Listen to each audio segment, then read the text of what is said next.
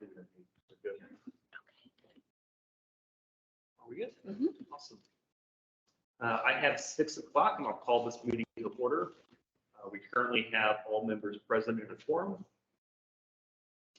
Beginning the July 2023 library public meeting.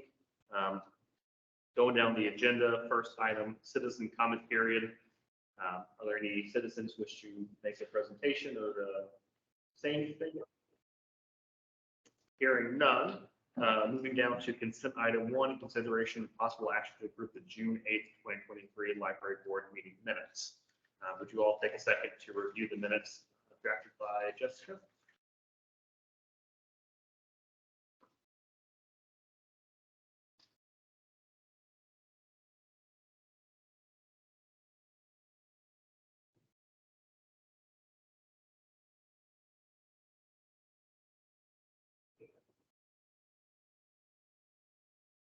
Any concerns, amendments?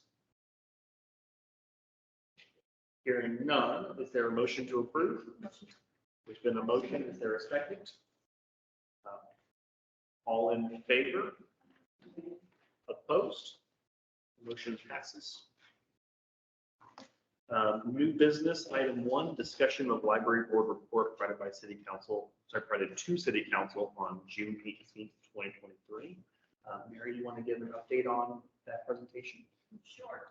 It's actually getting your the presentation I thought went very well. You did great.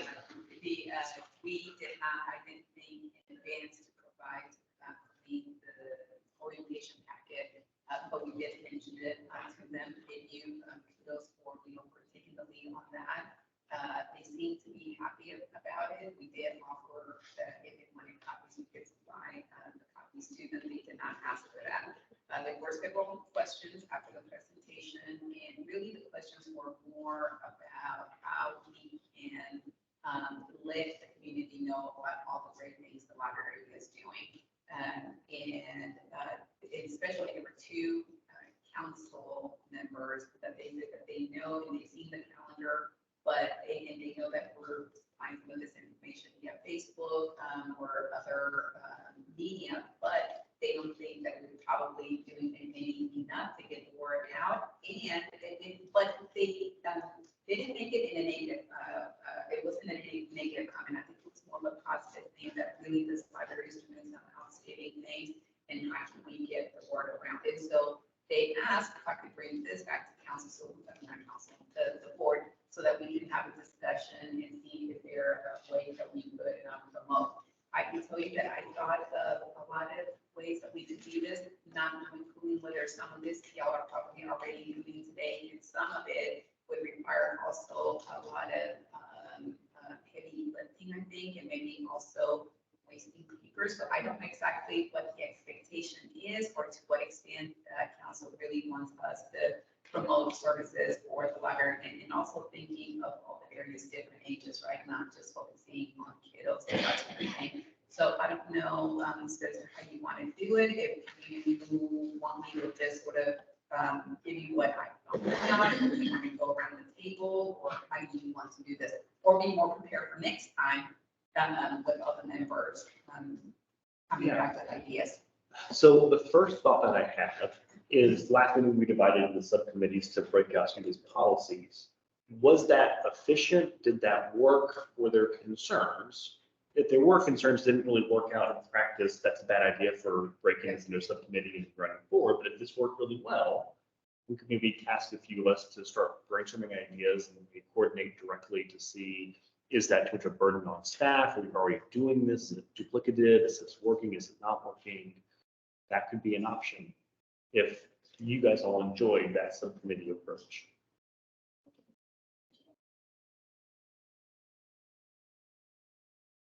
Would that work for you, Colleen, as well, as to have a smaller group that you could have more robust dialogue that's not a quorum? And then we bat around some of those more fleshed out ideas with the full group. Sure, yeah. I wonder if it's important for us to have an understanding first of what the library is already doing in terms of publicity, because it was one council member who mentioned more publicity. Specifically, she said through channels that are not social media. And I think that maybe we need to know more about, my personal perception is the library is doing a really great job with publicity. And so I guess that I just feel like before like some type of like task force is assembled, a better understanding of what they need or already is being done might be prudent. And on the flip side of that, and kind of along the lines of what you're saying, Jessica, is that one of the challenges that we have is capacity limits. And so one of the challenges we've had this summer is having potentially more people who want to attend things than we have room for. So while someone, council member may think that we need to do more promotion, currently we have, 60,000 people in the city. And if we were to reach every single person, I'm not saying we don't want to, but there is that challenge that, the city's growing so much that, not in terms of coming to use the library, but in terms of programs, we have, and one of my things I've been working on is the whole safety and protocols and procedures. And I have been working with the fire department to, we've been doing fire drills and getting numbers to establish what the fire code number is and all that. And so the numbers are not as high as you would think. And so what I worry about a little bit about is if we were to promote, I'm all for promotion, and that's a challenge that I'm always thinking of. But I mean, there's just this thing of how do you balance the two? And I would imagine that if we're doing a great job at promoting, and the real limitations to getting more community members involved is capacity and resource limit, then the answer is not, here's how we can do better with promotion, but turn around saying, council, we probably need more resources and we can justify it. And so to your point, Jessica, maybe the first part, or the first step in this, understanding what's working, what's the real limits, what's not working, before we dive into here's 20 suggestions that may or may not actually be fruitful. Yeah, and I think too, I mean, part of the board is to promote our events, right? That's part of the role. So I love the idea of giving feedback in terms of like how to get the word out, because I am certain that there's pockets and groups of people we aren't reaching. And so, and not all of our events are at capacity limits. So I am completely open to brainstorming and problem solving that, because I think that's wonderful. But I do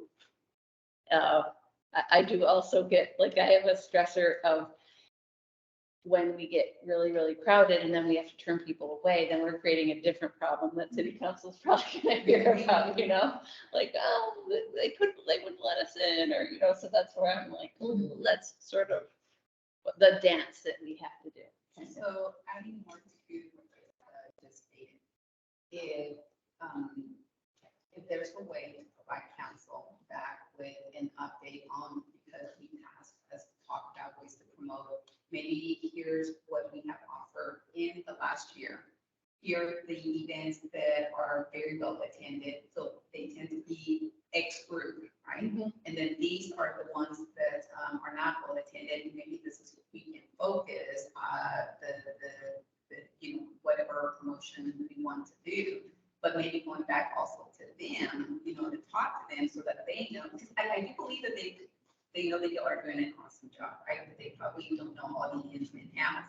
And so, and I don't know if that's appropriate to provide them with that kind of feedback. Mm-hmm. So, well, the other thing is, why did that council person? Where did she see the lack of, or what, when she said do more, what does she mean? What media or what news is she looking at or going right she making that comment? Because I mean, since I've been here, I've been on the local NPR station. I have been on the news. I've been in we've been in community impact, and so we are getting publicity. I think there might be a couple more things that people have reached out to say, and it's been, people have heard that those things are great. So But again, the whole paper thing versus digital, I get it, and that is a struggle. I don't have the answer to that, and it's something we as a staff talk about all the time. We have a physical paper newsletter, and to be honest, I mean, it's something that I hope to task our new assistant director with. I really have been working on a digital newsletter, an email newsletter, and I already paid for the platform for it, but I just have not had the time, and so I'm hoping to task our new assistant director with that. That's another vehicle, because some people who don't have social media do have email at least, you know, so it's, And I think that's maybe perhaps just, I don't know if this was going to take two. So there was a citizen comment that happened before the presentation. And the person said, and I can tell you what it was about. It's not about the firing, but the person said, you know, y'all do a lot of promotions via social media. There's some of us that are not on social media that we don't know what's going on. And so I don't know, maybe that's what one of the members was referring to, is what other ways are we reaching out to the public? Well, I mean, the free press is out there too, so I don't know if the library, if there would be a corner of the library, you know what I'm saying? It just- But I know, I use a newspaper, but I go and get the freebies. And that's how I'm going to do it, I read the articles. Usually everything's online, right? So I don't know how many people would actually use the free press. And Colleen, you mentioned that you were going to task this kind of type of thing to the new assistant director. What's the timeline? Because if it's relatively soon, we could marry up with that timeline for you. I don't want to put more burden on your staff, and we could dovetail if possible. probably mid-August is when I'm hoping to have something. Which that point up to the next meeting that we have. Yeah. If it works, maybe you can have suggestions now. Maybe we take that, and anybody else has suggestions too, and let's just kind of funnel it together into a general working doc. We'll then coordinate with you and your new assistant director on what would be the best way to marry up the efforts that you already have planned and other ideas to both understand, quantify what you're already doing, what's working, what's not working. And then we go from there as to presenting options, either of here's what we can do to do better promotions, or we're running great, and the limitations is resources, and then we course correct to address the problem. Mhm. That sounds good. And I can put these into a Word document and circulate to the group so that everyone has. And then, but again, keep in mind, I started this not really knowing to just at this point what all is being done today, right? And what would work, what wouldn't work, and how much, whatever cost it would take, but also staff, time, and that sort of thing. But yeah, I can put it into a Word document to replace it. Thank you. Sure. Comment, question. Every Friday I get a Kyle e-news. Look at that. Yep. I haven't seen the library stuff on that. And wondering if that could be on there. Is that Well, already that is coming down? Excellent point.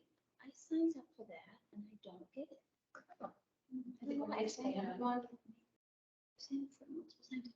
that, I gotta ask about that because I honestly don't.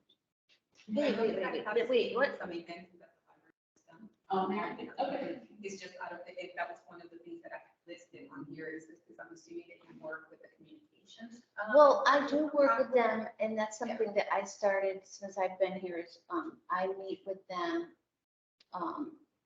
every other month and I send them all the upcoming things that I want extra promotion of for the city. And so, so that may be where they get the information for the newsletter. I don't get the newsletter, but I can get with Rachel in communications and find out. But, yeah, that is really good. Yes, because it's already coming there. So, Yeah. Absolutely. Thank you for that reminder. So I can make a lead on this, if you, like I said, I'll organize this and send it to you. Yeah. If If I can just add something, that you did a fabulous job, and I was so grateful to your work there, Mary.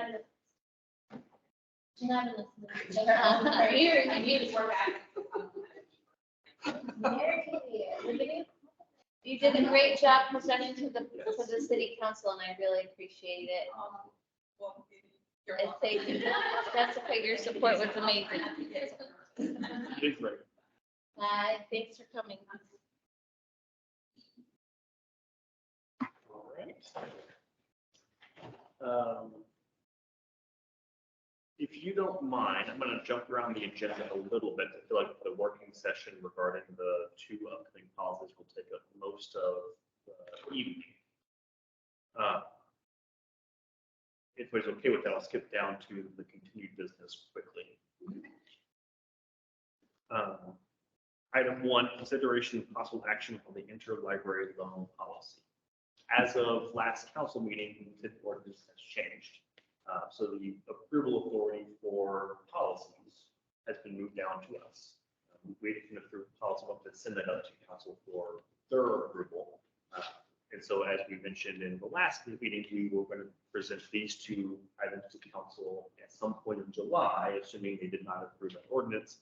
They did change it, therefore that authority is back over to us. So with that in mind, we've talked about both the interlibrary loan policy and the collection development policy the past few months. And I don't think there have been any other suggestions for amendments or anything. Gracie, I don't know if you've had a chance to review the current. I've read through Okay. everything, but. Okay. So I'd like to propose that we review and approve those formally here tonight, if we're all comfortable taking that action. I am comfortable taking that action, but I do have one question about the process, which is that as Mary is building out the definitions, and I think there may be some terminology still that we are trying to make concrete and coherent throughout the entire document. So if there are, I know, especially the circulation, the collection development policy is one we want to get approved as soon as possible. Will we be able to go back, and just like make those edits if there's like a word that we want to make sure is the same throughout the whole document? Will we be able, I guess, to like thread that back? Is what I'm saying making sense? Yes. What's the process for amending? Yes. Going Yeah. forward. Thank you, Joy. Yes. That's so succinct. And as long as it's posted on an agenda in time for it to be open meeting compliant, I don't see why not. Now that would build in a month lag of any kind of needed changes. That's a drawback that does exist, and prefer not to make multiple changes if we can avoid it. But I don't think that there's anything that precludes it in my mind to cleaning up if we get to the end of the process and realize something is off about the first time.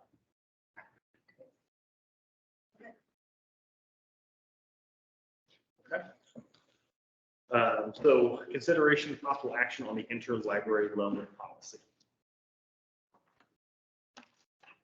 Is there any discussion on this or any concerns about the language as drafted?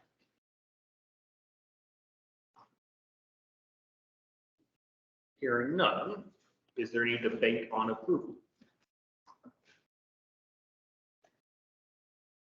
Hearing none, is there a motion to approve? There's been a motion to approve the interlibrary loans policy as drafted. There's a second. All in favor? Any opposed? Hearing none, this will be approved. Good work. Within 7 months. Now we got one thing done.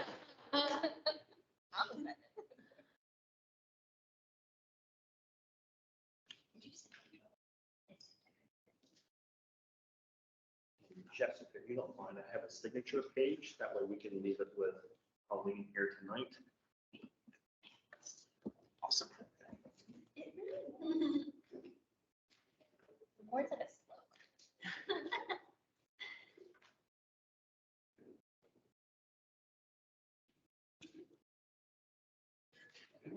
Into the minutes while you're signing.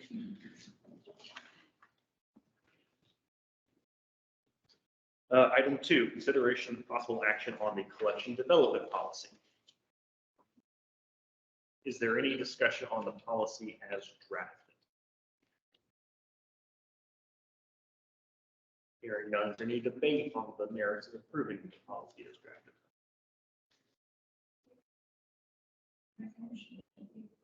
There's been a motion and a second. I'm sorry, I don't want to force you to second. I thought you did. Okay, but you did. All in favor?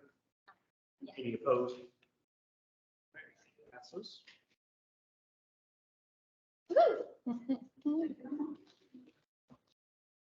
Two down.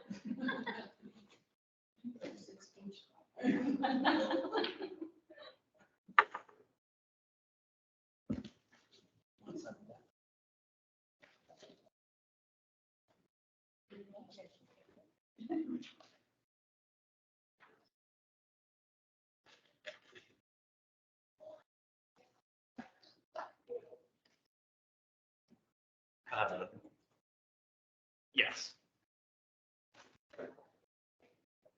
Perfect. Thank you. Colin, you comfortable just moving down, continuing business? This one? Yeah. Item 3, library director. All right, so the statistics for June, I showed what we had in May. It's almost 3,000 more patrons in the month of June than in May. So we have been very busy. And circulation went up from 16,000 and change to 22,000 and change. So we've been definitely feeling it. We went from having 162 new cards in May to 460 new cards in June. So it's been busy. Program attendance, 3,000. We had 84 programs in the month of June. So it's been busy. It's, apparently it hasn't been this busy since before COVID. I think I mentioned that before.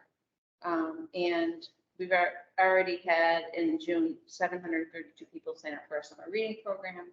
That was more than we had in both June and July last summer. So, so we've been really busy, a little bit short staffed. So people have been, my staff has been really hustling and working hard. And I'm really pleased and proud and happy with how well they've adjusted to the pace, because it's been pretty intense. Kara retired. She I think her last day was the 30th of June, and Morgan, you came to her party. Thank you for coming. She appreciated that. And if you have not seen the dragon out in the butterfly garden in her honor, she really appreciated it. And we gave her a little small version of it to keep in memory of her time here. So it went over really well. And, I think I haven't heard from her yet. So I think the retirement must be going very well. I haven't had to call her or anything. Yeah, you should retire. Pardon? Something's going very well. Her retirement must be going, yeah. And I haven't had to call her. I haven't had to call her or anything. So, and I did start with assistant director interviews. We had over 35 candidates apply, and we are doing 2 rounds of interviews. The first round is just a panel, and then the second round will be narrowed down. Well, we're doing 5 in the first round, and then we'll narrow it down to 2 or 3 to come and do a presentation on some project or something. And then we're hoping to have an offer to someone by the end of July, and then hoping they'll start in the middle of August, give or take what their needs are. So, a lot of really qualified people, and we're hopeful. So, let's see. I I have a budget meeting this Saturday to,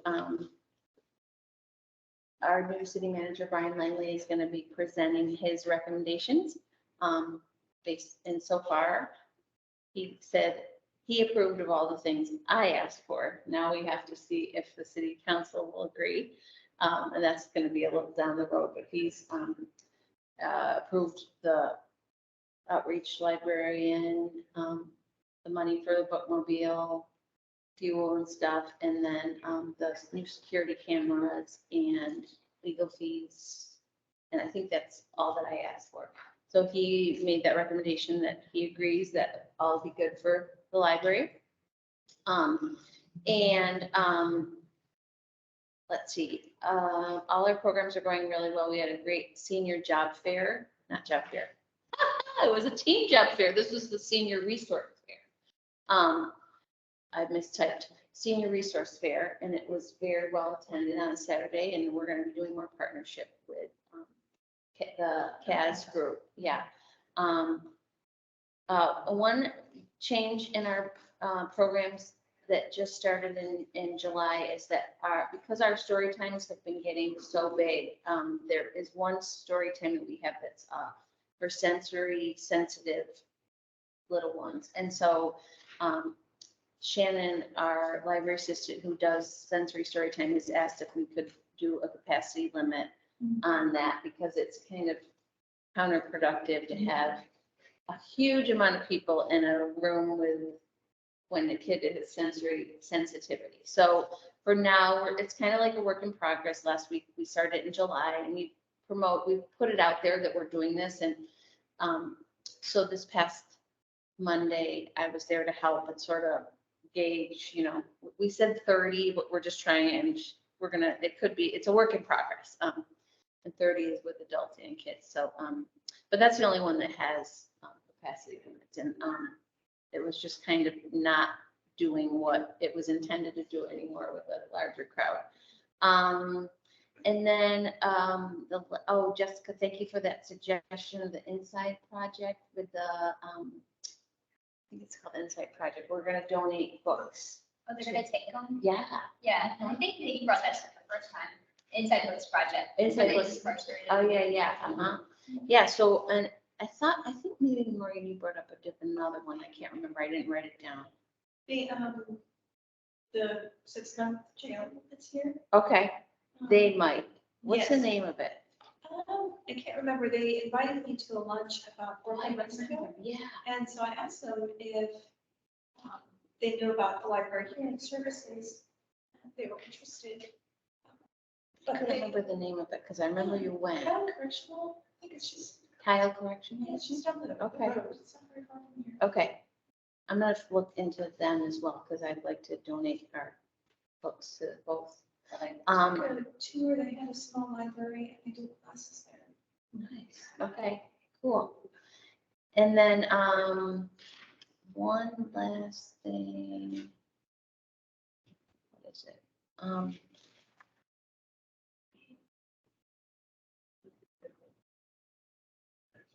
It's slipped my brain. I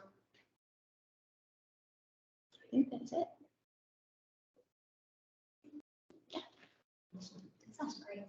Mhm. But on the other avenue too for outreach in our programs is also taking some kind of flyer or something to that facility, showing them the kinds of things that we learn. So that people coming out can use the library to find jobs Mhm. Mhm. Yeah. and doing things. Mhm. Oh, I forgot. I knew there was another thing. I had a conference call with the vendor of the bookmobile and got some quotes on it today. And another thing I did today, and the friends are in the process of writing up sort of a letters promising that they're gonna commit to that. So things are moving along. The only downside is that it could, once we place the order, it could be 18 months to 2 years before it pulls into the driveway. So all ready to go, but that's how long it takes. Yeah.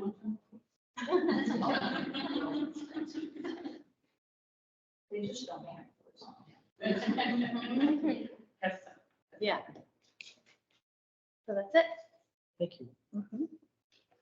Item 4, Friends of the Kyle Library Report. Do you have one on their behalf or? Moving back up the agenda, new business item 2, consideration of possible action on library card procedures, subcommittee report. Joy, Jessica, that one will be assigned to you guys. Do you want to give an update on how libraries going? Do you want to take the lead, Joy? So you have it in your packet, and then you can see it here. We did some rearranging since the last time you saw it, trying to streamline information. At first, we were breaking out many sections, then we got smaller. So you see here, just a introductory paragraph, and then items 1, 2, 3, 4, 5. So that's resident library cards, non-resident library cards, use cards, digital library cards, tech share cards. And then the following sections are about identification and then lost cards. So we don't have a fee section. We embedded them into each of the types of cards. There are a number of questions that kind of came, and you can see them in comments on the digital version. And then there were some places that we just kind of made a proposal for you to react to. No? I don't know that I have the comments embedded. No, because I think it was a Google Doc that you sent me. Shoot. And this is in Word. Yeah, I had to. It's okay. Yeah. I know some of them off the top of my head. One was kind of what Jessica was alluding to, which is borrowers. And so are they borrowers, people that would possibly be a patron but are not yet? How do we want to use that word? Happy to use patron, but recognize that that might not be the correct word. Another note that came up that it kind of isn't about this entire policy is how to handle bookmobile. And like, could we register people on site? Would that be a provisional library card or not? So that's something that's much bigger than this policy, but kind of came up. There's like some fee for a non-resident. We propose $50. Open to your reactions there. And then one that kind of came up was digital library cards specifically, and currently, and you can correct me if I'm wrong, how it works is it's not necessarily the way that we wrote it here in item 4, because they fill out the form, and then if they want a physical library card or they want to access library services in person, they would still need to go through the process of either resident or non-resident. So this is really just for digital resources only. And so it was not clear how renewal would work for that. So that's just a statement that exists in item 4, renew every 2 years. That doesn't necessarily apply based on current policy and process. So there are a number of things like that. There's like, feel free to react because we made some choices. So going down the list that you outlined, the one that might be easiest to get a discussion is the terminology of patron versus bar. From Mary's definition list so far, we're using patron, and that's open to amendment if we need to. But patron is another term used for a library user who has borrowing privileges. I'm sorry, can you repeat that one more time, please? Another term used for library users who have borrowing privileges. So what is someone called who just comes to the library without a library card? We call them patrons also. Is that ambiguity troublesome? It's troublesome to me that we're defining a term with a definition that's not common to librarians.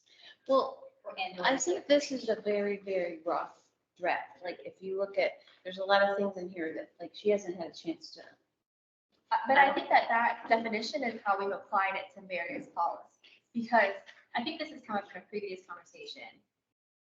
We're using Patreon throughout these documents, but sometimes we need a literal card holder that has borrowing privileges, and sometimes we need anybody that is a guest of the library.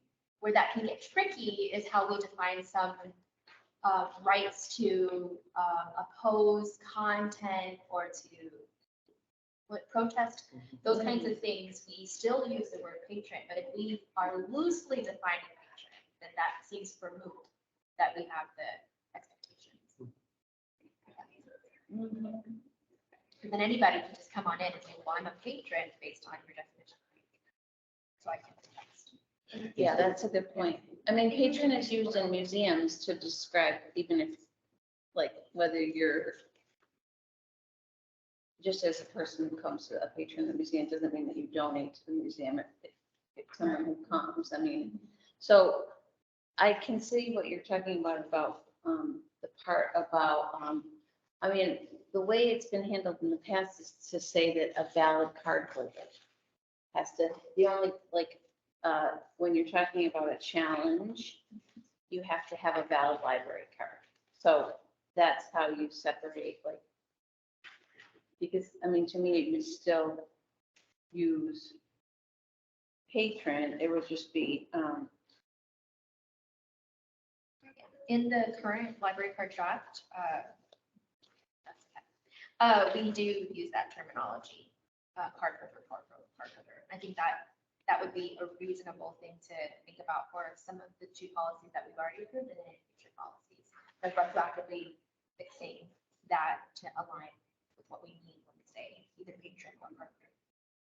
Yes, I think patron, that should not be defined as someone who has borrowed privileges. A library card holder is someone who has a library card. I guess, and a patron is anyone who frequents the constitutes the place. library. Yeah.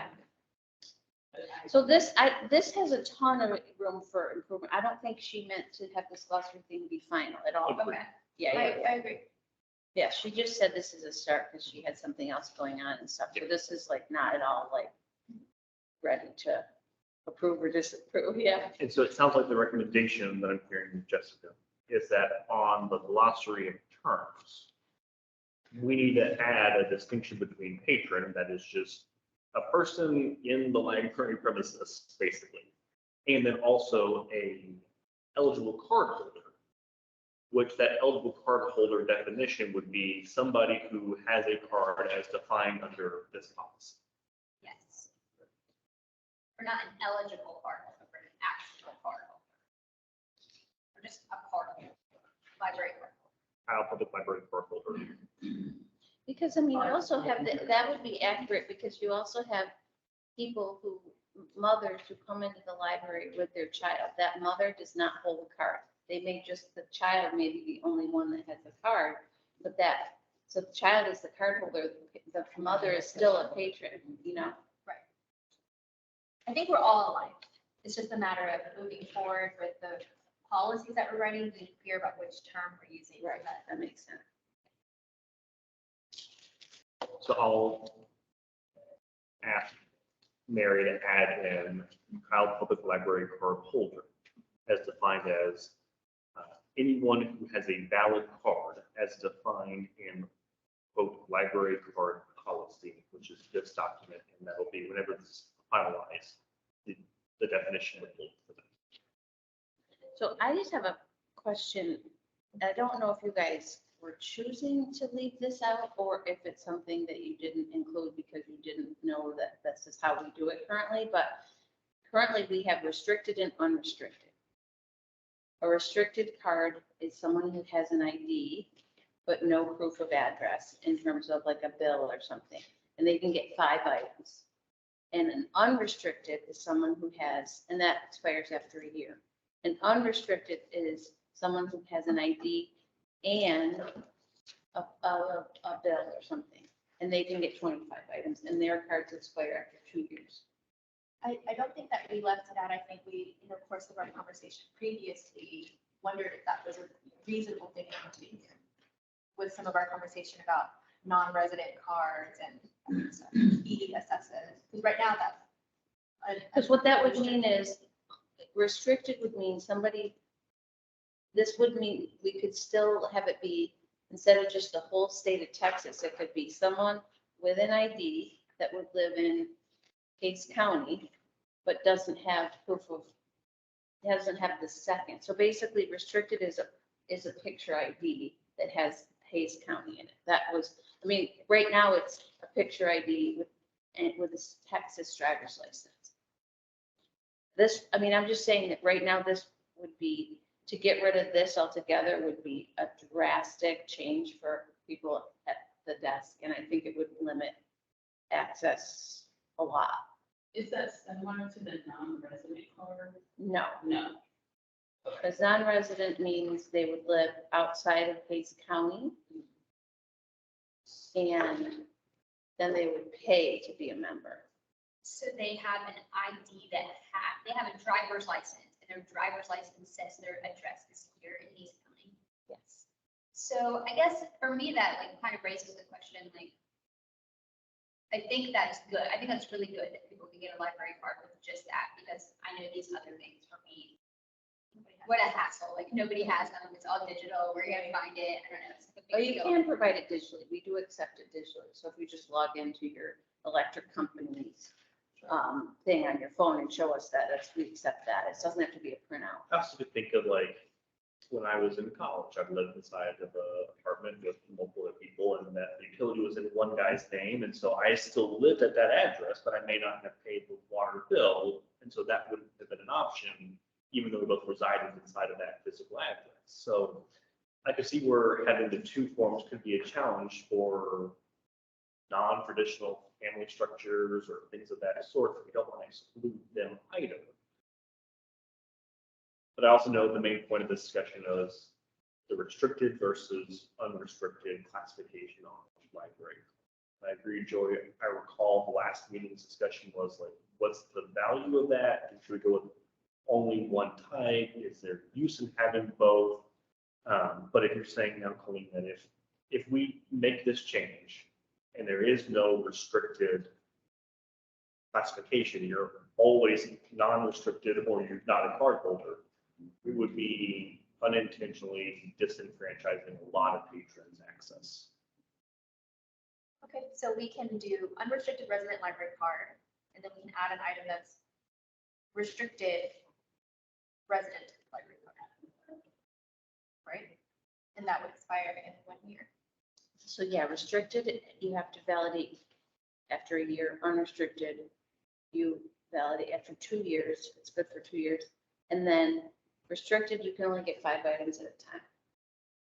I think that I'm totally fully comfortable with that, but I wonder about then, if you have a driver's license and it says your address is in Hayes County, like, just playing devil's advocate, why would you also need proof of your resident address with one of these things? Why is that not enough to have a driver's license with your address on it? Well, sometimes that driver's license is not as current and updated, so they could have gotten it in Dallas, and it's still legal, and they're still using it, and they haven't changed it. But they've been living here for a few months, so they're residents, but the driver's license doesn't indicate that. They would be eligible if under restricted under that fully. They don't have an ID, they're from Dallas, so their ID doesn't say anything. So I guess the use case is like, what is the use case for this difference, right? So if restricted is enough to check out books, 5 items, can it be enough to just be the default and not have them restricted? That's, I guess, what I'm asking is, What would be the harm in making restricted identification the default? Why do we need a secondary form of ID? Or proof of residency? I can see what you might want to give that option in this case. I just moved from Dallas. I do have a license. It still says Dallas, but I'm here. I just haven't had time to get my license changed yet, even though there is a law in Texas about, you have to do that pretty soon, I think. Right. But In that case, I should be able to provide a second thing that is my residence address and still get a library card. But if I have a driver's license that says I live here, do I really also need to have a utility bill, et cetera? There may be a reason for that, but I love the spirit of like, oh, hey, like some people don't have this, let's give them access to the library. And I'm just, I guess, raising the question of, can we push that spirit a little farther without creating problems for the library? Maybe we need to think about that, or kind of, think about maybe there's something we're not considering on that front. One thing I was thinking of for restricting are not just by not having any of these other things with them, but what if somebody has a lot of fines, they've broken some things, they have paid their fines, they haven't replaced things that they've broken. Would we want to restrict their card until they reimburse the hardware? Well, it is restricted. They won't be able to use it. Like after 30 days of something, after like 30 days late, a hold is put on their account because basically their account will get charged. And then once you're over $10 in fines, you can't check out. Is that in the circulation policy? I think that's the intent that be handled there. Yeah. I think the answer should be yes, but we handle that on the circulation policy, not on the issuance of the card. Right, so the circulation policy and the restrictions, are we, do they use the long term? So maybe we're just saying the car is on hold versus restricted. Yes, their card is on hold. Yes, their card, yes, they don't have access. They lose access, including to digital resources. Yeah. And so maybe I'm missing the point. What is the value in having a restricted card holder that has a lower threshold number of books that can, or materials that can be checked out? What's the purpose of having that? I don't know. I don't know why it was created. It's not something that I have seen a lot of. And I do think it is worth considering that maybe, I mean, I don't know where we got the thing of having two forms of ID. I think before we abandon it, I think we have to make sure that it's not going against something that is higher up than us making that decision. Is it, because, I mean, ultimately, I think it's just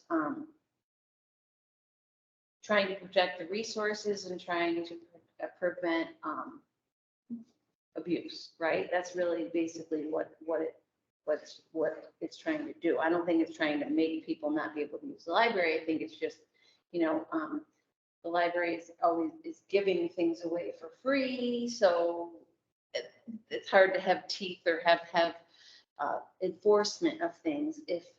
So I think, I don't really know why, but I know that in Hutto, we were required to have two also. So I don't know if it's something that is bigger, like a regulation that like we have agreed to, and I wouldn't want us to abandon it without verifying that it's okay to get rid of it.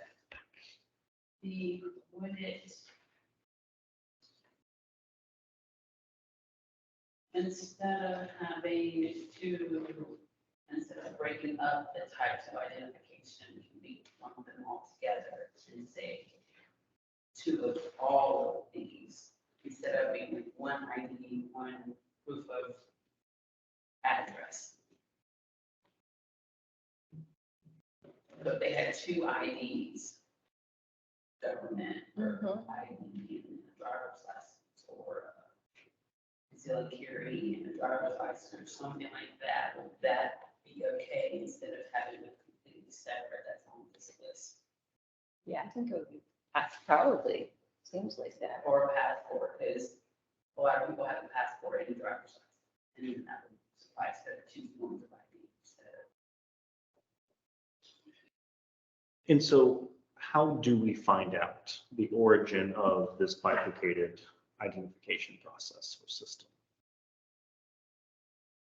I am going to, I have to look on the ordinance and see, in the city ordinance to find out if this is something that we, are required to do.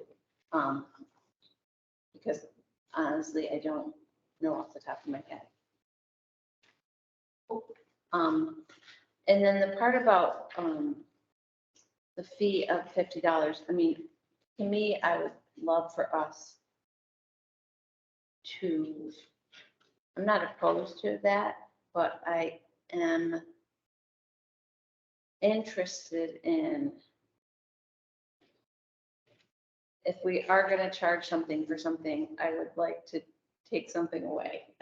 Like, I don't know, I'm personally like a proponent of reducing fines or getting rid of fines and so to me, if we're gonna have charge out of resident fees, then I would love, so I almost feel like I want a trade. I don't know, it's just in my head, yeah. What other fee would they have? Late fees, Oh. late fees, that's what I'm, What's the consequence for having them? So, They pay $50. I know what you're saying. You pay, you're being charged $50 because you're out of yes, count, right? yeah. And then. So they're not related, they're sort of, they're not like this for that, or like, it's not connected really, it's just that as a library, if we're saying, we're gonna take in a new revenue, $50 per out of resident or card, that's a new revenue stream that we'd be having coming in. So then, unrelated to that revenue stream, I was thinking, well, could we give up a different revenue stream that we have coming in, which is the fines? That's what, Oh, I see. But it would, It's but hard they to- would, in general or just? It's hard to assess that without knowing how much you would bring in with this fee. yeah, I think that could be a future assessment. right, So I don't think we'll have answers tonight, yes. but maybe the homework assignment is figure out why we have two forms of identification. If that's required under a grant that we're part of, under some requirement from the state of Texas, if there's some reason that we need to have both a identification and residency as a two-part test. Then also understanding maybe how many how many restricted cards or card holders are out there in the population. Because if we're talking about 2 people versus 2,000 people, that's a different discussion. And then maybe last if there's a way to estimate or quantify what that non-resident income stream would look like, assuming $50 is the amount. So we can see how that compares to other sources.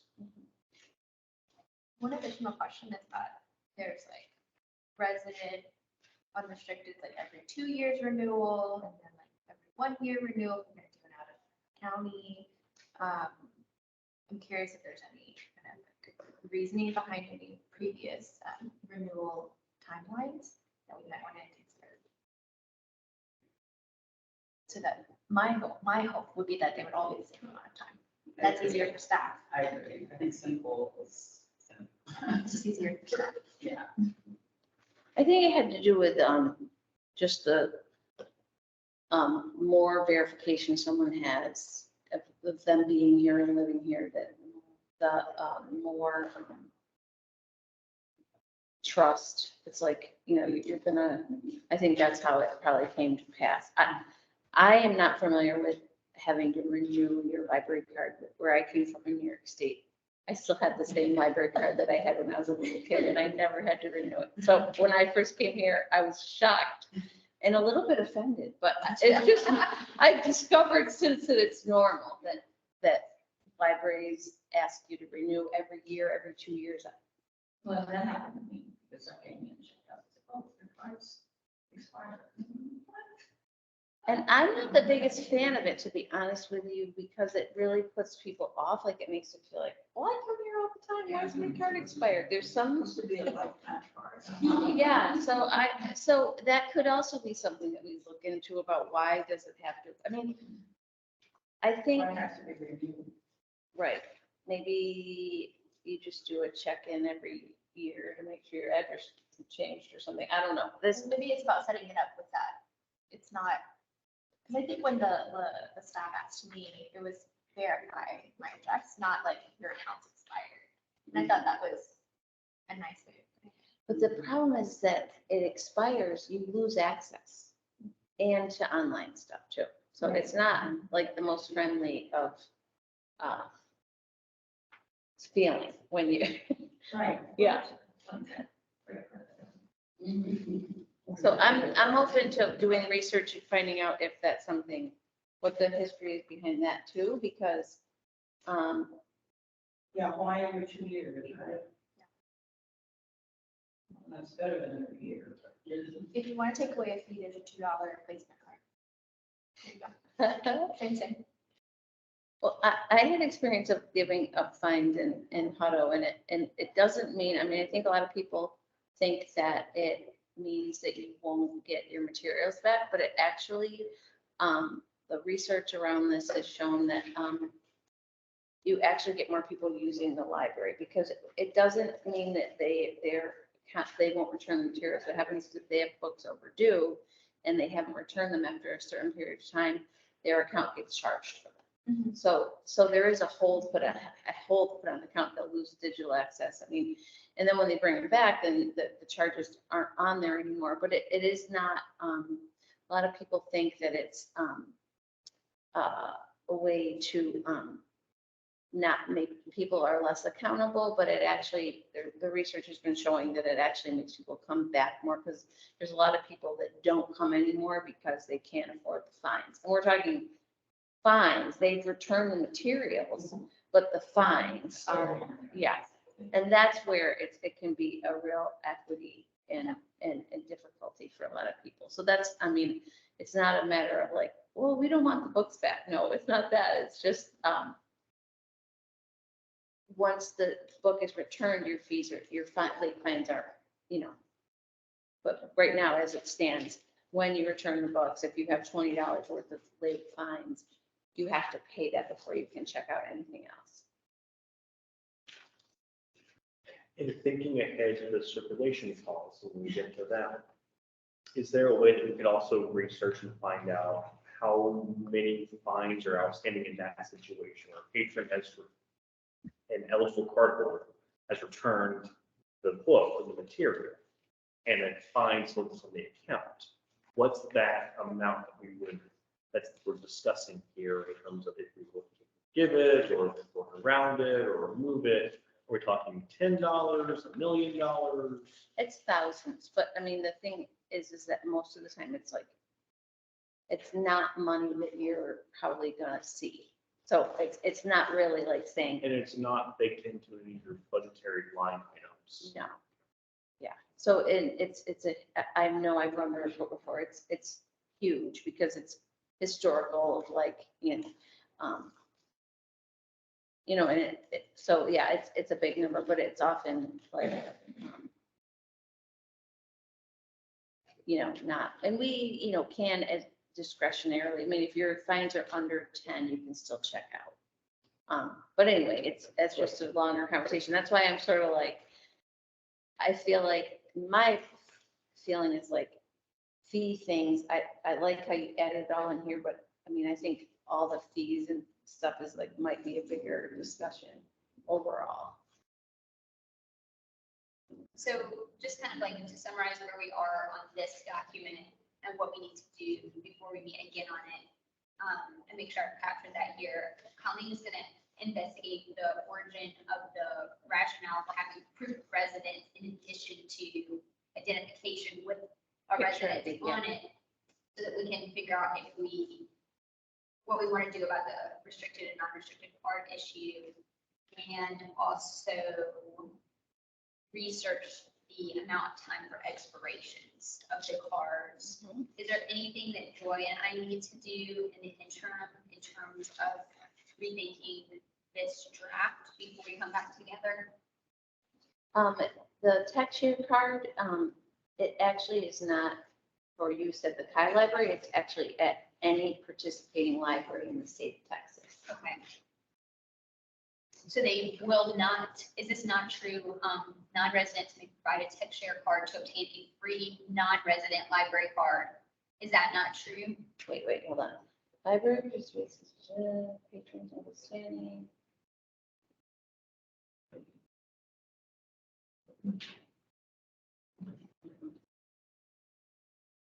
If they get a texture card from another library, they can come here and we'll give them a non-resident library card. Oh, you're talking about someone coming in with a tech share card. Yes, and Ah, that is the okay. kind of library card we would issue them, a non-resident library. We have a call card, we have.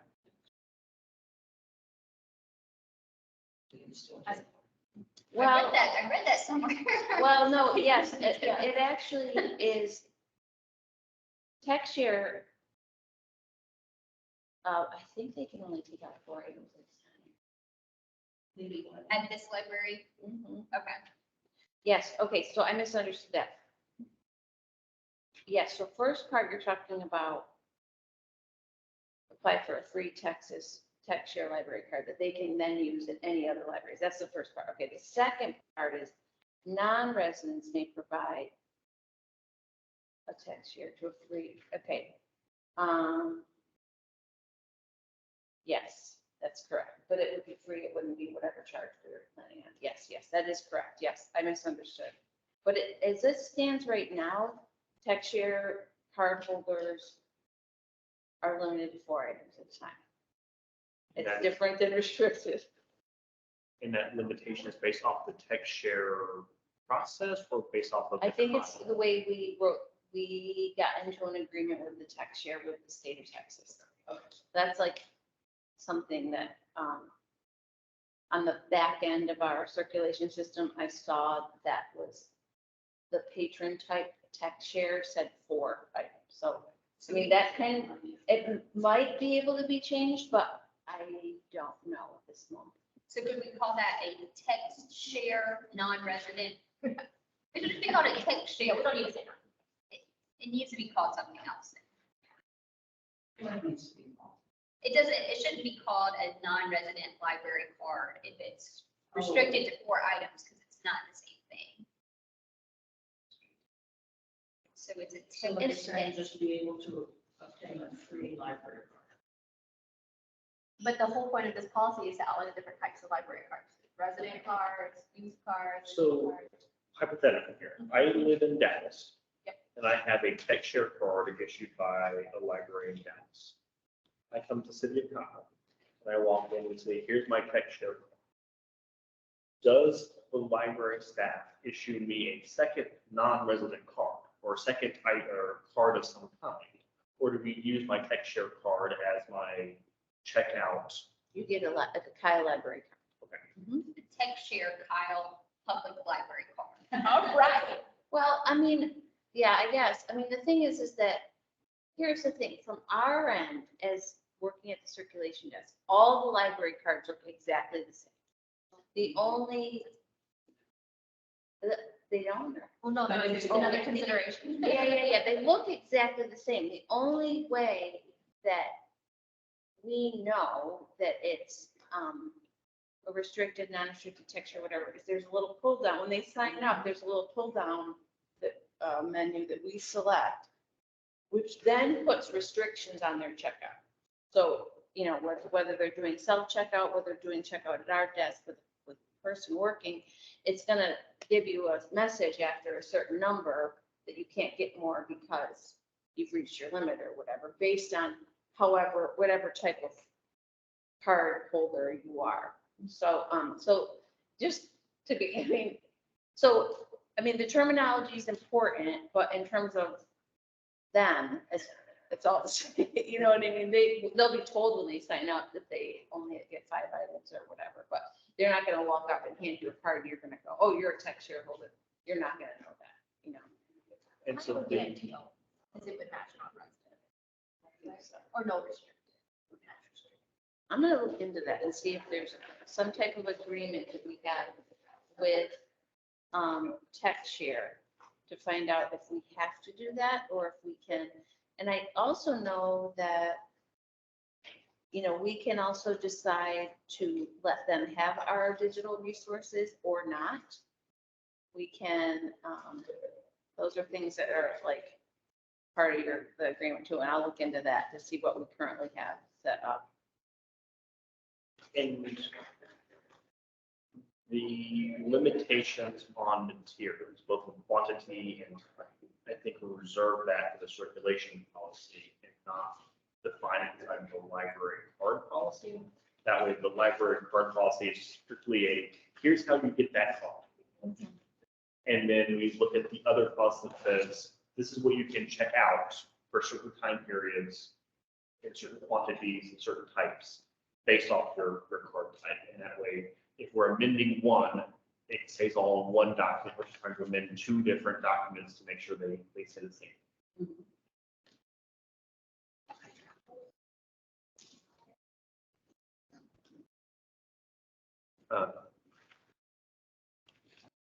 I like the structure overall. I really think you guys did a great job of condensing. It was fun. And I'm super excited about the fact that there is a way for people to get library cards with just a driver's license. And I think that's great.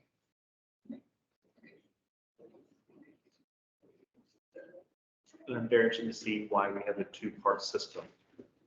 So in my mind, if Texas DPS, Department of State, DOD can all say that I am who I am at my address, I don't know why the water company has more say in what I can check that books for.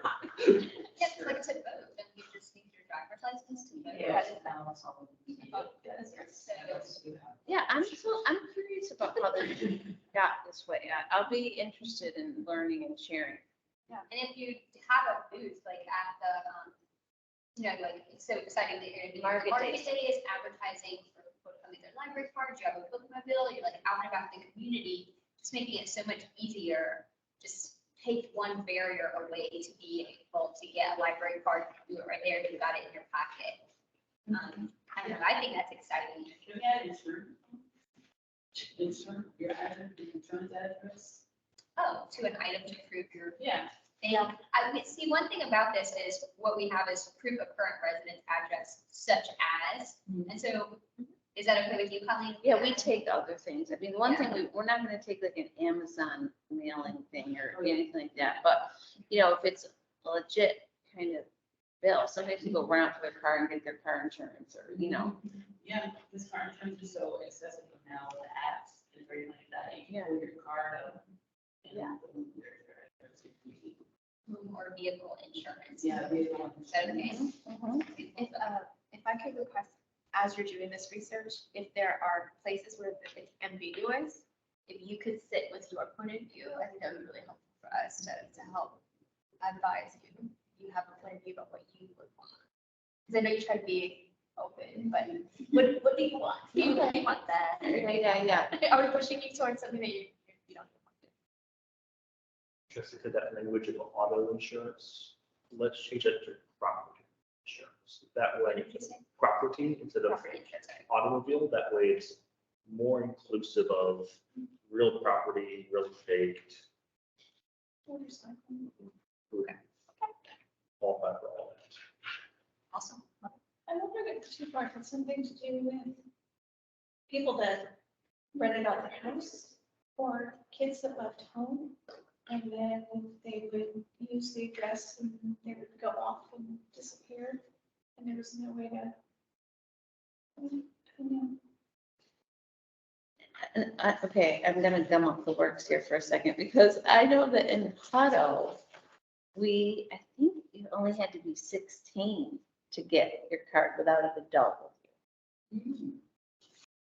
And, You can drive. right, and that was something that I was, Our I mean- other policy says that there is an adult that's responsible for a minor account if you're a minor until you work.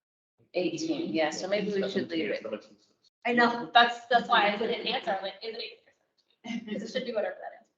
Yeah, I mean, we can just, I just wanted to throw that out there. I mean, I don't know, but then the whole thing about paying for materials. I think maybe we should leave it 18 now. My inclusive part, for 16-year-olds who have their. I think it's. Yeah, I can see your point, Coleman. If I'm a 16-year-old kid, I get my library card, and I go live in Louisiana, California, some business. If I can access the online websites that we host here with that library card that I had from 16, I don't live in the same state. I could see that being taken advantage of. I don't know how much that would be on 2 kids or 200 kids. I could see that situation occurring. But that would maybe feed into the renewal cycle. And I think a lot of those kids would still be able to get renewed here if their families are still here and their dependents on those families.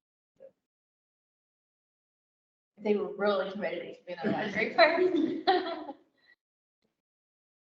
And is it even worth cracking down on? Right.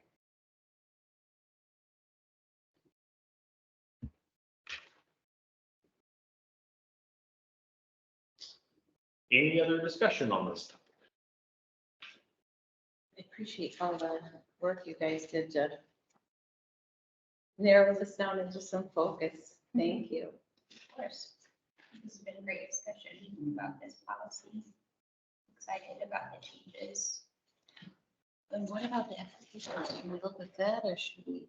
I think I had a lot of questions about it, but I think we need to hold off because some of the questions I think can be answered if we finalize how we, like driver's license is like a piece of that. Like, is that necessary if a driver's license is not required to get one? The driver's license is called out.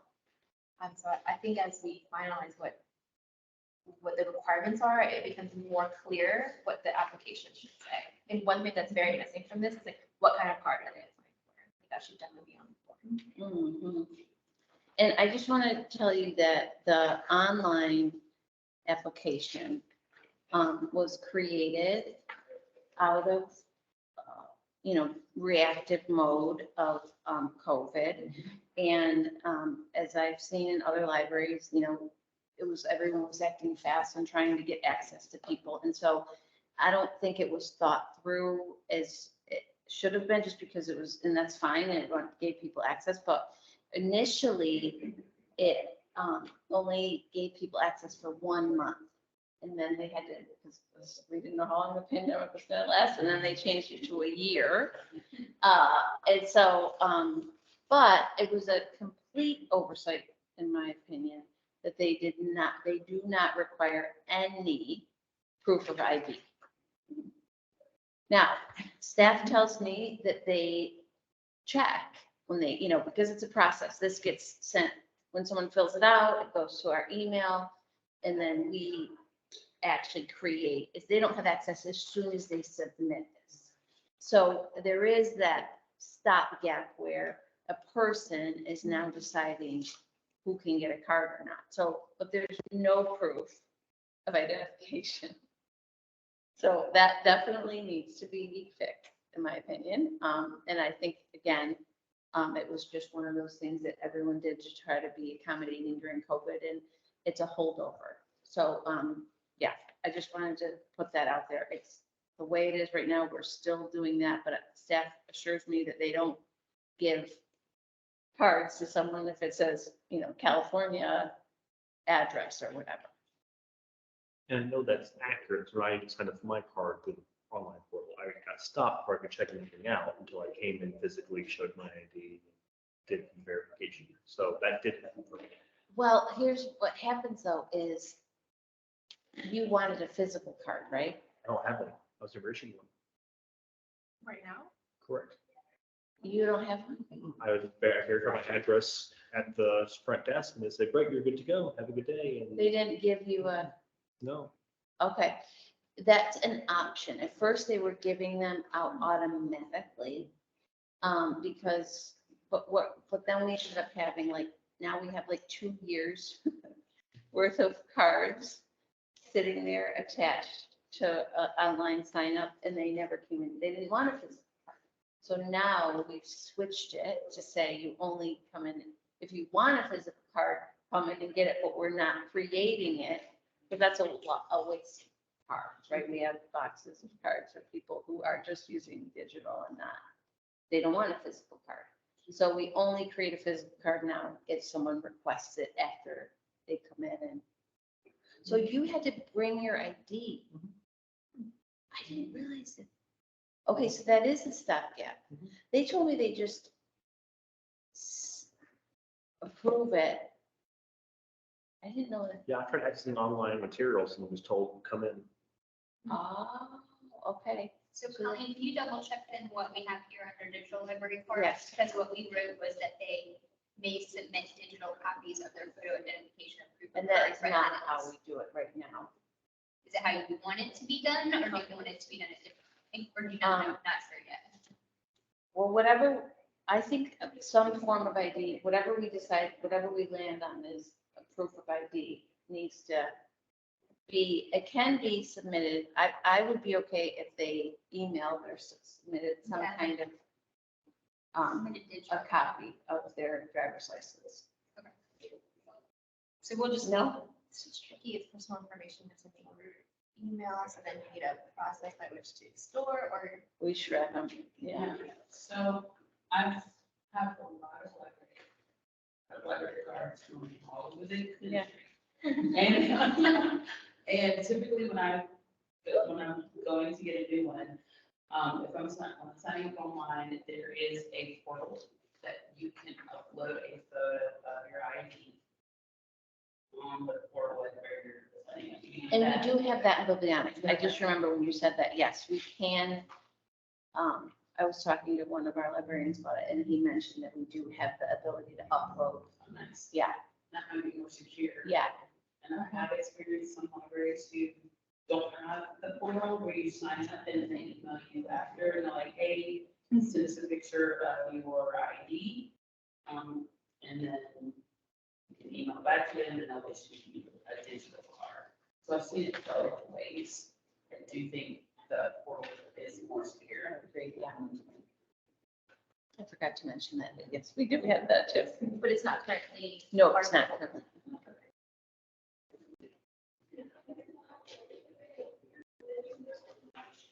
Any more discussion on this topic? Hearing none, is there a motion to table this policy until next month after we do some more research? There's been a motion. Is there a second? There's a second. All in favor? Opposed? Unanimously passes. Item 3, consideration and possible action on circulation policy subcommittee report. I do want to quickly pause and outline with 7:20. Make sure that we're all comfortable continuing on and we. Okay. So on this topic, Sure. In our research for the circulation policy, we didn't start with much. And there was a lot of things that needed to be put into the circulation policy, judging from researching other library circulation policies. It was different ones, and we went through a lot of them, pulled things out that we agreed on. We pulled things into this policy that we didn't necessarily agree on and wanted to bring to the table so we could discuss and see if it made sense to you guys and maybe you want to adopt it, maybe not. So we really took a outline approach to the circulation policy to really flesh this out because it was very in-depth from the other policies that we looked at. So that's where we started. We did add purposes in each section to give it a little more put some reasons behind a lot of the things that we put in here, but that's where we, it doesn't all match either. Fees, fines, those type of things, we really didn't know where the board wanted to begin on those. So, all of those numbers are really just, we went with kind of what was in our current policy, we didn't move on amounts that much. And one thing that we really wanted to talk about for sure was collections. And that's what the end of this policy on, particularly lost and damaged items, specifically high dollar items. We didn't know what our current policy, what is being done right now. We're talking about laptops, microscopes, things like that, that we really thought about when the library purchases items. What happens with those if they're damaged? We charge people if they don't pay that, what happens? So we threw that in there as well, so we could have an in-depth discussion about what. So kind of, we weren't sure about the Avon. So if somebody's walking through and they didn't check out something in the bar as well. Kind of basic, what your procedure is. We And have, then I don't know if you, have like the one, whoever. is this was from the code and the Kyle Municipal Code? Did you get this from, or was this just? So that's one. Yeah, that one I had looked at, it's in the Texas Penal Code, but also I had looked at Fort Worth, the really huge library, where they have a lot of materials that people can check out. So they talked about this, and I know that our library right now is. But in the future, as it grows, we might want to consider something else or somewhere. Or when the parts to the telescope are in and that's being checked out. Or if we add more other things like the telescope that are kind of expensive.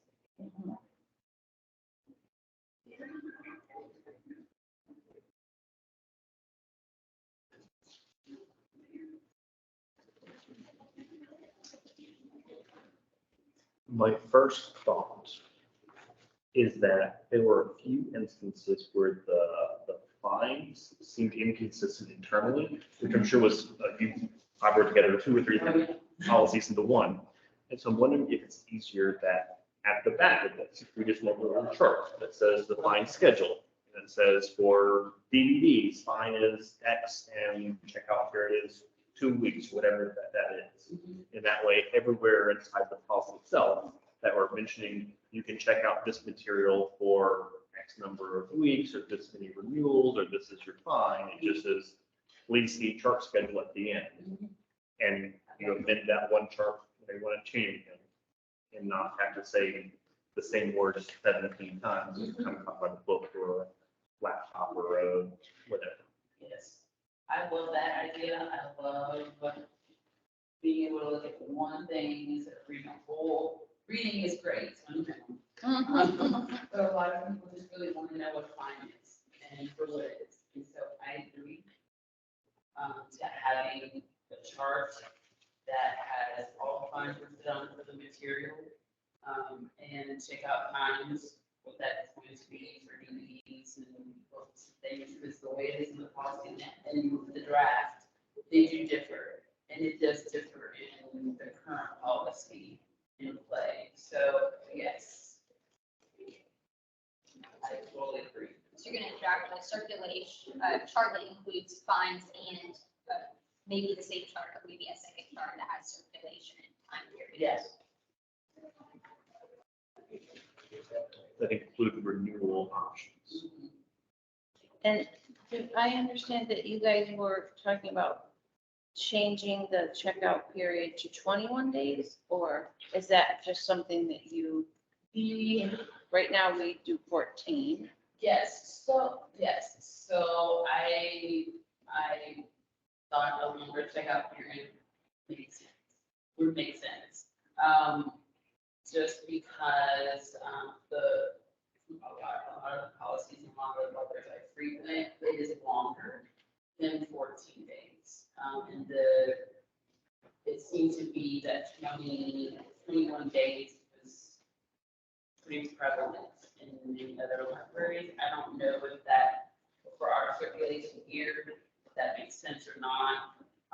Or if that's really gonna matter for digital materials or, physical materials. So that, I think that 14 days keeps your numbers up as far as frequency, like who's coming in, if they're coming in every 14 days, you're gonna get more folks here in the library than what that's frequent than 21 days. Well, and also, we only have so many books that are on the bestseller list. Like, also, are they were more content, so they could be checked out.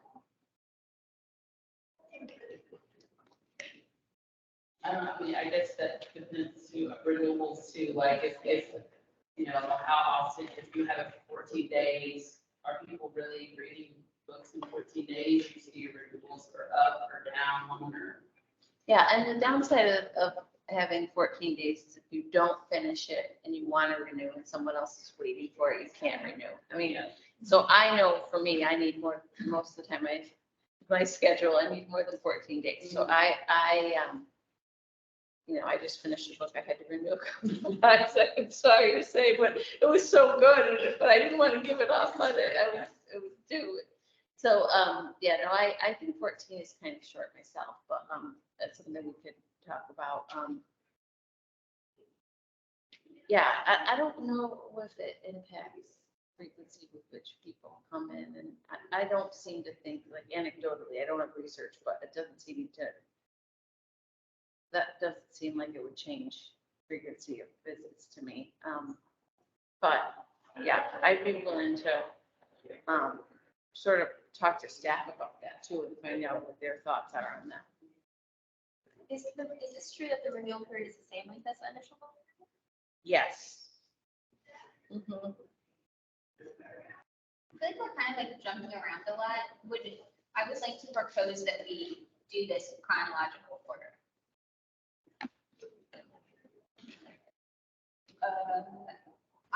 One thing I noticed is that in this document, there's the use of the abbreviation KPL, which we have not used otherwise in Yes. any policy. I mentioned when I gave this to Spencer, this is temporary because when I combined everything and typed it out, I kept getting lost with the library.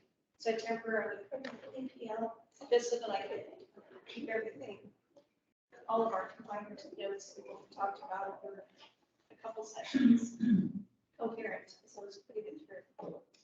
And so are we all comfortable with switching every instance of KPL to Kyle Public Library, or do you want to keep the abbreviation?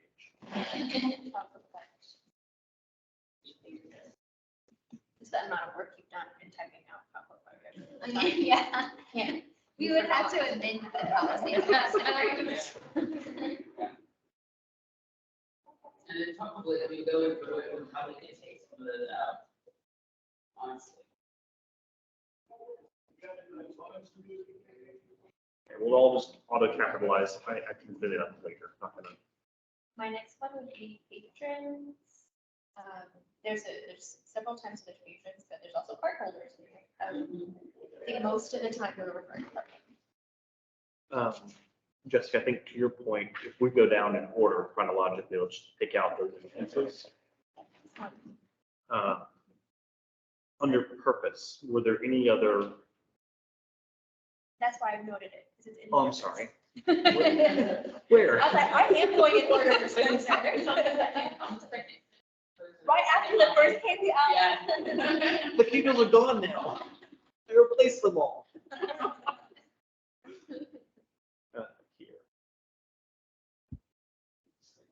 Here.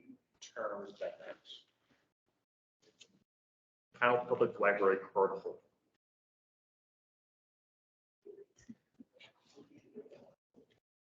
And I didn't have holders capitalized on our library card policy. Should holders be capitalized? Kyle, resident library card holder. I have it capitalized now, so I'm okay with leaving it. And that would probably match what we would have inside of the definitions glossary anyway. Okay.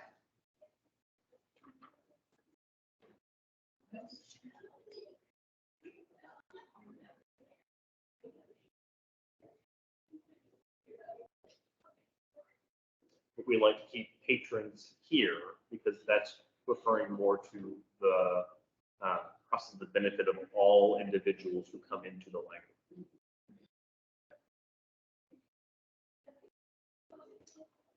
Moving on, if there's no other comments here, to borrowing materials.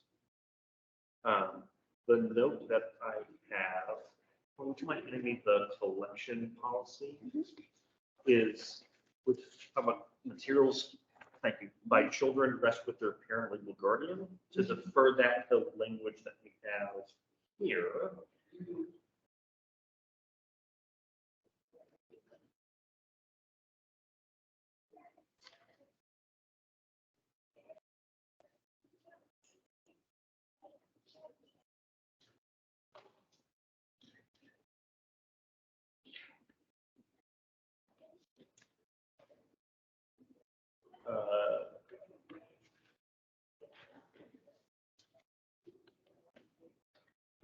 Responsibility for children's reading rests solely with their parents or legal guardians.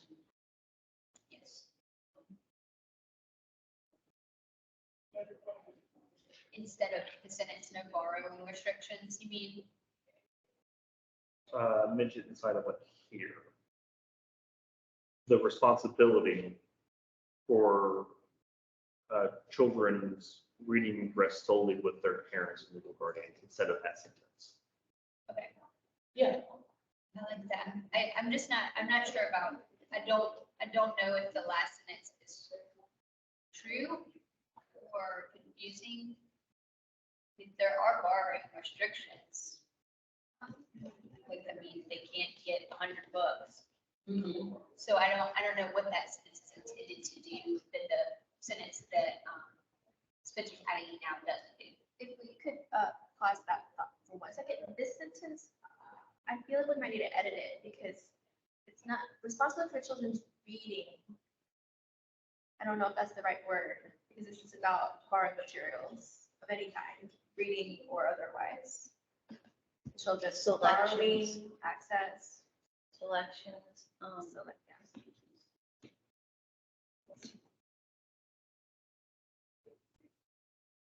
Yeah. That's fine.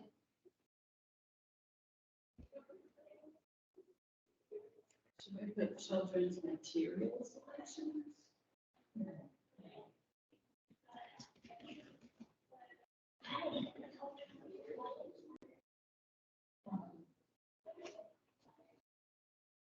Gracie, that's the face of discontent. You're not pleased with that language. Material selections. It's just a selection. Those are what they are. There's selections They're assembling with their parents. Someone else says something.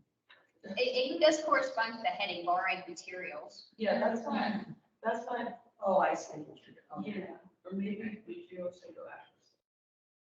Simply a children's selections of materials, so rest solely with their parent. Okay, so selection. Yeah. yeah, that sounds Yeah, better. that's better. And then the last sentence is removed then, right? Yeah, we can take that sentence out, I think.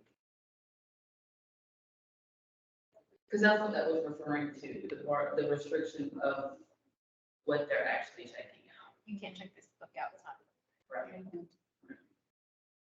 And that covers staff not having to be Yes. judging for a kid that comes up to the desk.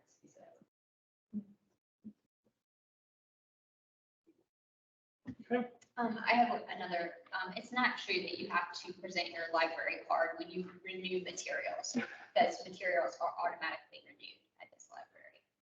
So that just needs to be deleted.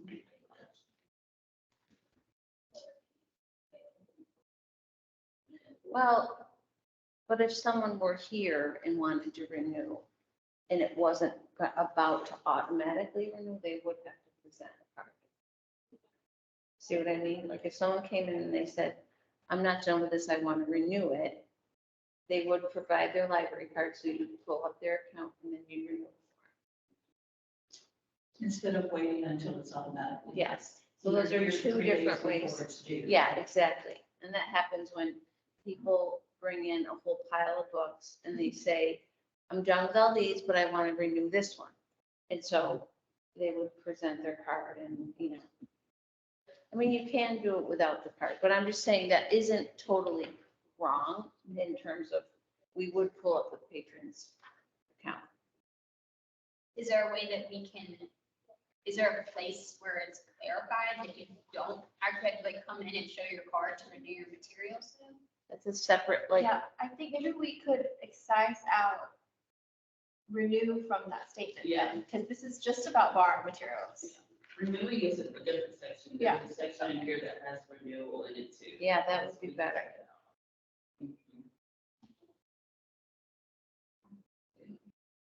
Yeah, that's more accurate. So here, show a valid form of ID. Hmm.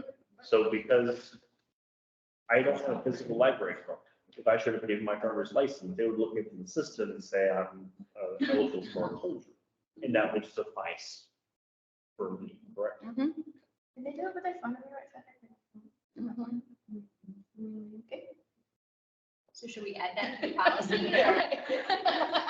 No, that's, because that's like one of those things where, I mean, if I know someone, I look them up by their name. I mean, it's not like, if it's part of building, it's part of being a community, right? I'm not gonna be like, Gracie, you have to hand me your card because I know you, Gracie. Like, I can just look up your name and there you are. I mean, to me, that's about building community and building rapport with your patrons. I don't feel like that's something,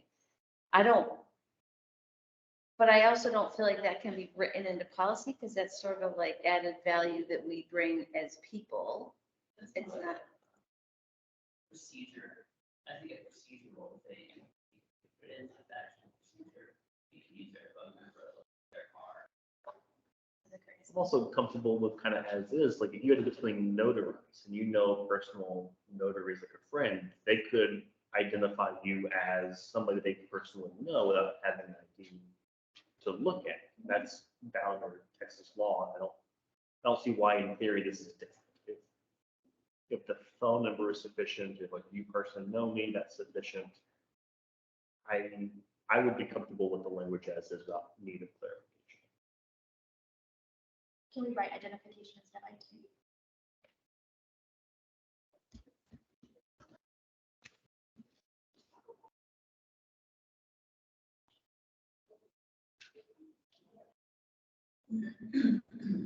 Anything else?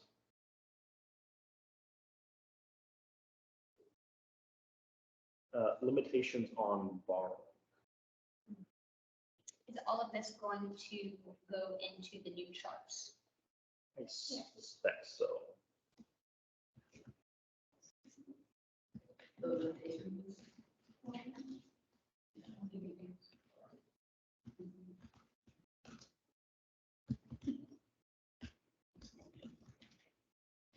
Something like that, and then we can do that.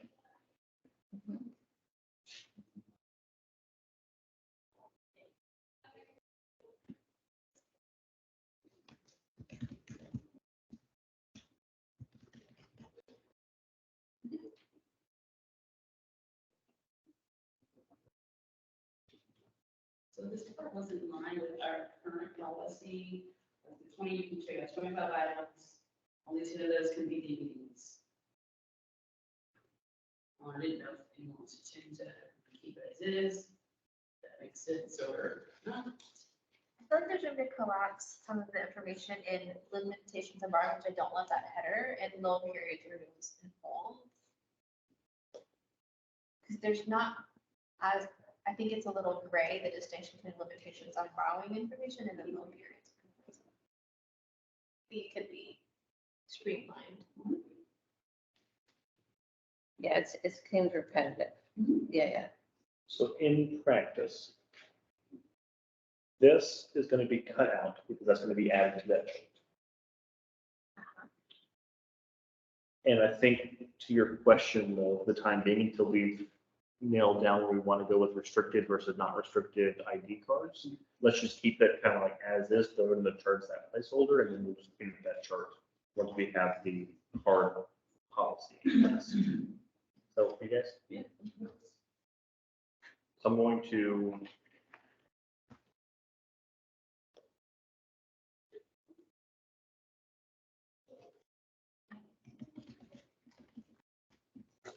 keep it all there. That way, if the language is there, you copy paste it, but it's out of the way. And so, Joy, to your point, at this point, this would fall under loan periods, renewals, and holds. And perhaps, And then we eliminate limitations on borrowing as that header is no longer needed. would it be like loan periods, limitations, and renewals? Is that too many words? Limitations is a part of it.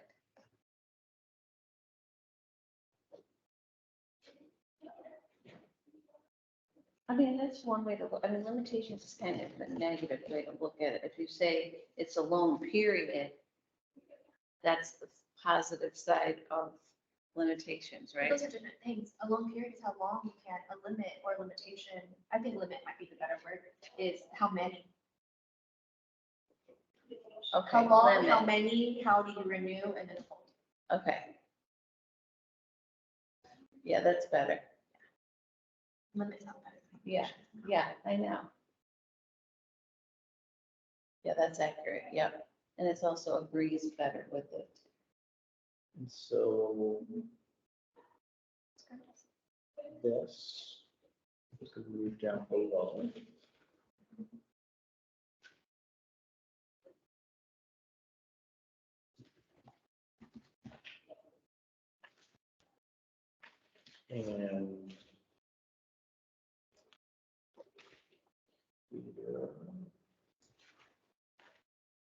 And you were referring to the interlibrary loan process here, right? Mhm.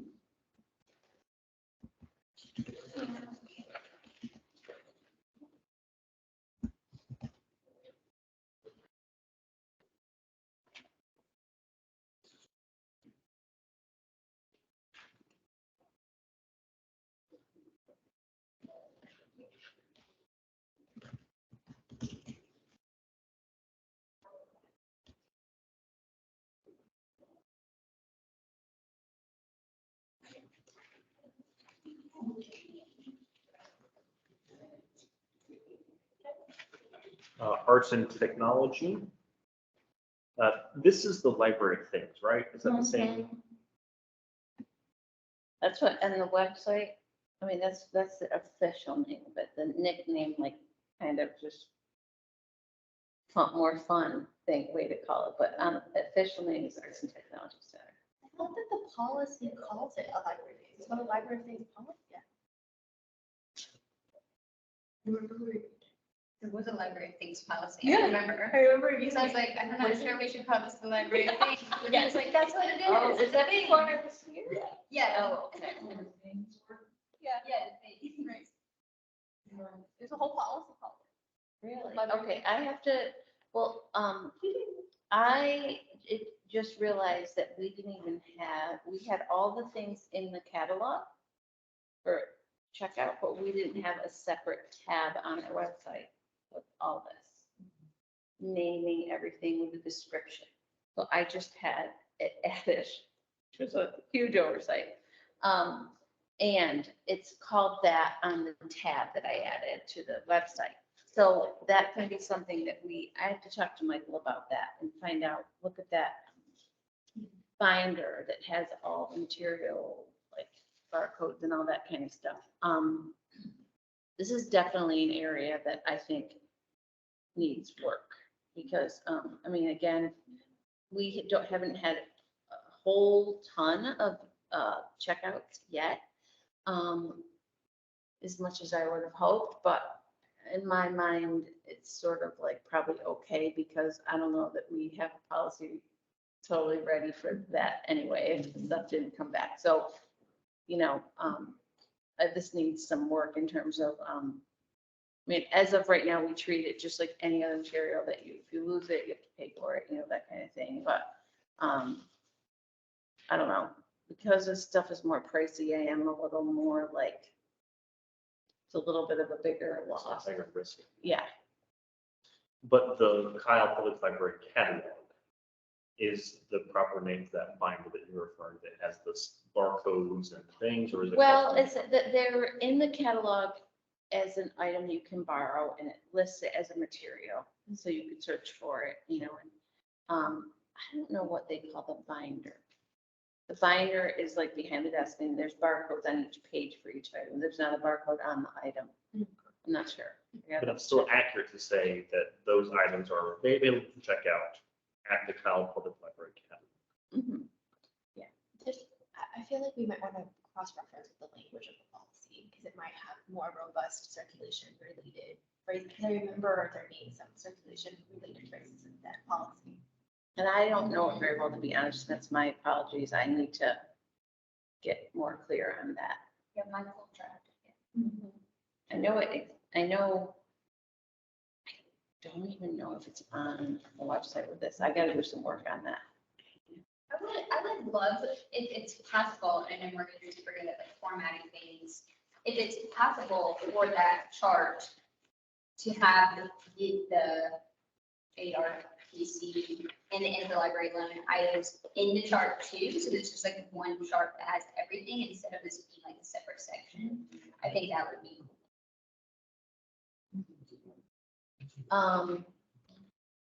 Meaning each item gets listed as the amount of time, or I'm not sure I understand. I mean, like, we were talking about having a chart that has loan periods, renewals, holds, fines, like, can this also be in the chart? So there's not like a separate section with a separate list of, oh, well, you can only check out this many, and oh, there's this amount of fines for the library of things. Could that also be in the chart with like the DVDs, the books? It's like DVDs, books, library of things. I like that as the option, because even if we do the chart thing, at this point, we'd have, the ARTC is governed by this policy, and the policy just says, look at the catalog and then look at the chart. And only Kyle library card holders can check these out. That's not a very robust section that would warrant a section.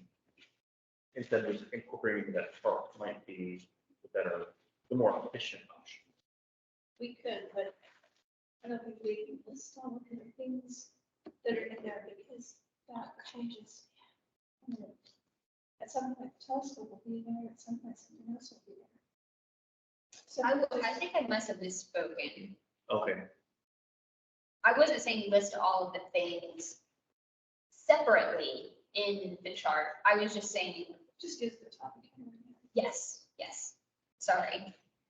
And I almost wonder if it should say, like with interlibrary loan, it says refer to the interlibrary loan policy. I almost wonder if it should just say, refer to, I don't know, maybe it'd be in the chart as like number of days or whatever, but my only concern is if we grow this collection and we decide that we may want to give different specifications for an item that has more value, or we deem there to be a problem with lending this particular thing, it would be harder to modify if, I don't know. I'm really tired and I'm starting to lose my train of thought. No, I'm fine. I'm picking up what you're putting down. On the website, Thank you. on the website, it's kind of a separate entity, so it's separate, but then also, there's one designated computer that's just on ARTC, that's back near the at the very end, there's a little desk in the library that says this is just to use only for the ARTC catalog. If you're going back and instead of turning left to go into those study rooms, on the right-hand side, there's one little desk and it has a computer and it has the ARTC. And the computer says only use this computer to look at these things. And then you go further down and there's the little kids area. I never knew that. Yeah. It's there, so it's not like it's separate because it's separate on the website and there's a designated computer. You don't only look at ARTC. This makes sense. I'm so stumped by that. I'm gonna have to look into this. So you're walking into the library, you have all of the computers out Yeah, and all of the desks out. Yeah. And then there's that little wall partition. uh-huh. So if you turn right on the wall partition, instead of going left to those rooms, Oh, there's no, that one little Compare computer. that to that. And I then, have to go look. yeah, it's the partition where it separates all of the tables and the, I think that might be a catalog computer. Is it facing the back windows? yeah. No, that's just a catalog. I think it's just a searching, it's a catalog searching one. We have three computers that are just, we leave them on, they're like on a fixed screen, you can't surf the web, and they are catalog computers. Okay. I think that's what, Yeah. I didn't know it was just, Oh, I thought it meant this. no, I think we're just catalog computers. Okay. Yeah. I'll double check on that, but I'm pretty sure the computers you're talking about are, they're like, we have it just like the whole catalog, like made big and you can't escape out of it. It's like, and it's just catalog. I think that's what you're thinking of. No. I don't think so, but I'll double check. So looking at the time, we're nearly 8. I would propose that if possible, the homework assignment here is if we can go and talking with staff about timelines, both in terms of like renewal cycles and how long you can keep materials, what the benefits are, what they're carrying back anecdotally or the stats, so we can incorporate that here. Mhm. And would you mind also sending us a copy of the Library of Things policy? That way, you guys can take that and run as you convert this into that chart format and condensing the top part. Keeping in line as best you can what we think the current standards are, and we'll plan to amend as needed. And that way we'll add that back for discussion in August. Of the updated policy with all those changes. Yes. And the other quick typographical note I have on page 4, the Tyler Public Library, I'm sure you just copied the policy from that. There's just one instance. Yeah, Tyler got some really cool stuff. Tyler, They have certain that are there. Wow.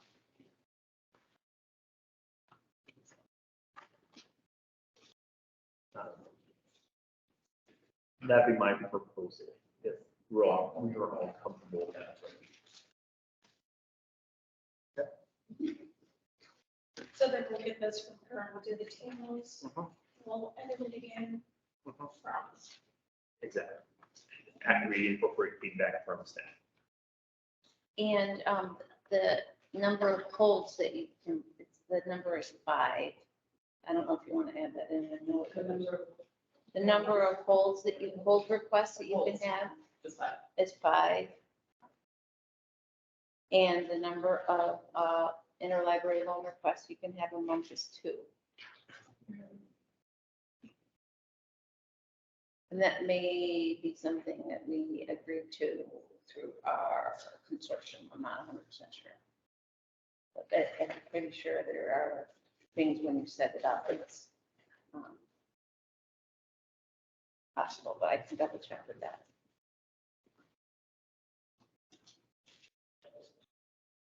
And one other thing is items will be considered lost after 30 days past June 45.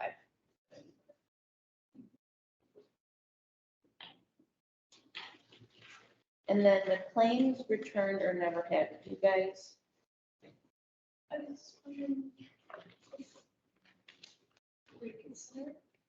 is that something you got from our website or from someone else? Okay. I guess we can. Okay, yeah, that is, we do have that as an option and we can select for a material. I don't know what it does. This part about items not found after 60 days will be considered lost, and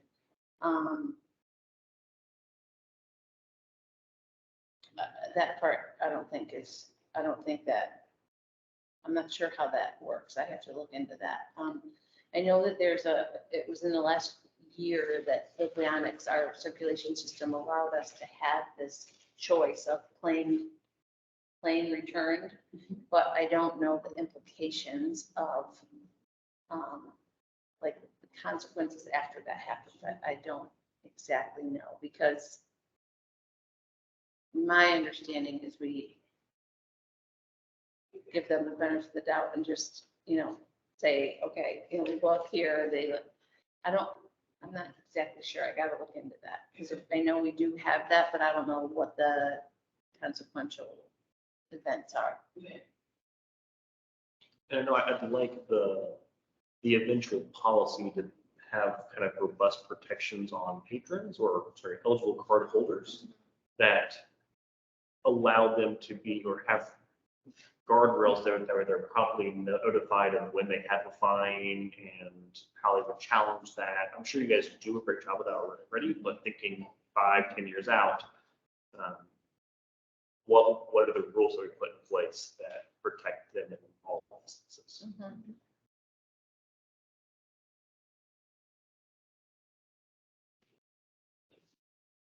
And I think we're like wrapping up and putting a pause on this, but I also want to note that I am not sure about this, the gate alarm procedure.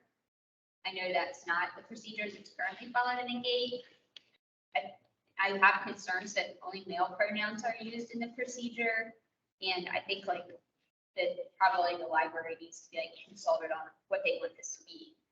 I know like if I were working at circulation, I would not be comfortable necessarily following this procedure every time the gate alarm sounds. So I don't know where we go forward with that. I don't think we probably have time to talk through all of that now. But it may just be something to look at or think about before we meet again, I guess. Right now, it's, when people do self-checkout, it's often the case that that the security tag doesn't get deactivated, because if you pile up multiple books, they may check it out properly, but it may not deactivate everyone. And I mean, it's pretty common that they don't deactivate, especially, with self-checkout, if people don't leave it on there long enough to read all of them, or if they put too many on. So at the circulation desk, if it happens, if the alarm goes off, we can tell whether the book was checked out or not. And if the book was checked out, we just say, "You keep going," unless, but if it wasn't, we just say, "Bring it back." And so, because primarily we just care whether or not it was properly checked out and attributed to their account. That's currently how we do it. But it's the RFID tags and the reader are not as good as we would want them to be. And so I don't see this being really productive in this way that it's implemented. It's just because I mean, a huge percentage of the time that it happens, it's like little kids that are helping their parents with checkout, and it's very, it's really not someone like trying to steal books most of the time. I mean, I don't think that's not something that we have had experience with. So should we just take it out altogether, or just leave it as the two steps that you mentioned?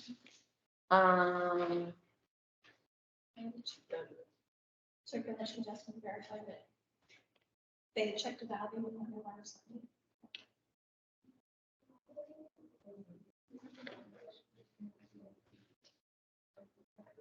I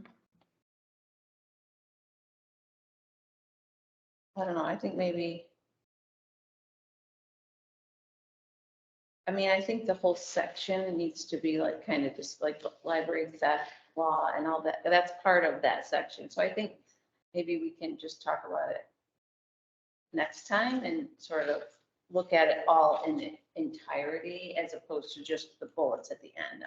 Because I would love to hear other people's thoughts on the whole thing, as opposed to just the end part, because I think I would need to picture it in its whole entirety. And I don't know that mixing it is the right answer, just I think there are some requirements under ordinance that we have to talk about, like theft and fines and things, maybe lumping all that together in the collection process and how we handle that, and think of it in the context of what ordinance says.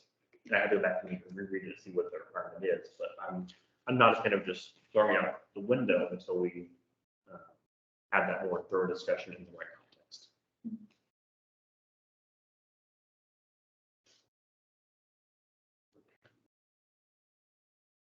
All right. Any other discussion on this item? Hearing none, is there a motion to table this until August? Move the table. There's been a motion. There's a second. All in favor? Opposed? Motion passes. Next item, 4, consideration of possible action for additional assignment of policies for subcommittee review. I feel like, and let me know if you guys feel differently, you have enough plate to clean these up and move them forward before we throw more on the file. If that works for you all, then we will move on from that topic. Awesome. So, Great work on that, you guys. Oh my gosh. so thank you for researching all these other libraries and what they do incorporate from those best practices. We finished new business, finished with new business, over onto announcements, informational items, and next meeting. Jessica, if you don't mind, I want to just kind of run through the listed action items that we talked about. That's right. For the next meeting, we are going to rediscuss the library card procedures. That includes incorporating the feedback from staff on the items.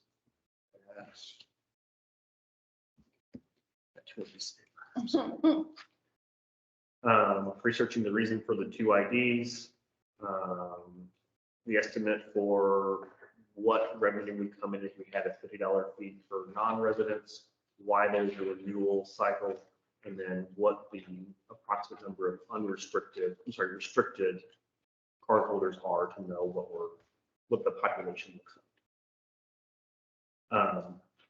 Going to incorporate the feedback from Mary from her presentation to council about ways that we can better promote activities. We'll kind of think that over and then plan to assign out some kind of action in August. The circulation policy, we're going to update that draft, and Colleen, if you don't mind sending this version to them, that way they have the modified version of this. Absolutely. I will coordinate with Mary on the additional distinction between patron and Cal Public Library card holder inside of our glossary of terms. And then I think, Colleen, you're going to post the new approved policies on the website for the interlibrary loan and collection development policy. I have a question pertaining to that. Right now, as it stands, I have the individual policies as like buttons on the website, and I have the language from the policy itself embedded into the website. And then at the end of that or at the bottom of that page, I have a PDF that has all of our policies all together as one document. You know where I'm going. So how do I take that PDF that's like 40 pages long of all the policies combined? Do I take that off and just have all these like embedded text within the website? Or do I edit that document with that PDF that has 40 pages? Do I edit that with the new finalized ones inserted? My recommendation would be to remove that 40-page everything policy until we're done with it all, and we'll upload the clean version from this calendar year. And that way you're not having to update that every month. It would just be the selected policies that would be approved from the board. That would be my recommendation. So that if someone wanted to download our policies in the interim, They would have to There go would- to every link. I have an idea that might be a little better. Combining our ideas is getting rid of the 40-page PDF at the end. And then on the button that you push to get inside and the language is right there. At the bottom of that, I put the PDF of each individual document. So that if someone wanted it printed and neat as a PDF, instead of putting the whole web page, they could have each individual, and then we'd have a PDF version of each policy. For compilation once we have them all approved. Does that sound okay? I'll do it. That covers my running list of action items. Does that mirror what you have, Jessica? Yes, I believe it does. They're Yeah. they're currently embedded Sure. in lots of different places, but to my memory, that is correct. If I see anything else, I will add it. And I think everyone's kept their own running list as well of their individual homework items.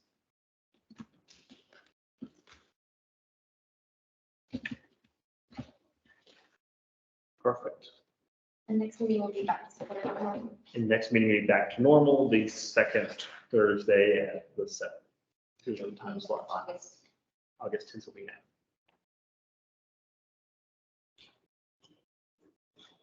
Anything else? Question for Jessica. So on this back part about the gates, is there like an example from Texas State that has better language? So if we're gonna return for next meeting, is there something else we can look at that has better language than what's here? I've never seen a gate policy, a public facing gate. I'm not saying there aren't, I just haven't seen one before. But I think maybe we can wait until our next meeting to talk about this with input from Colleen more about like what the staff wants to do here. In the entire, she said the entire document. And so I don't think any of us are expecting to come to with the refrain for that section. Because I think too, we have to look at the code and see what the code says about that. And then also ask the question of, is everything in the code? Does everything in the code need to be in the I mean, Or we just say we will follow what city ordinance section, yada, yada, yada. yeah.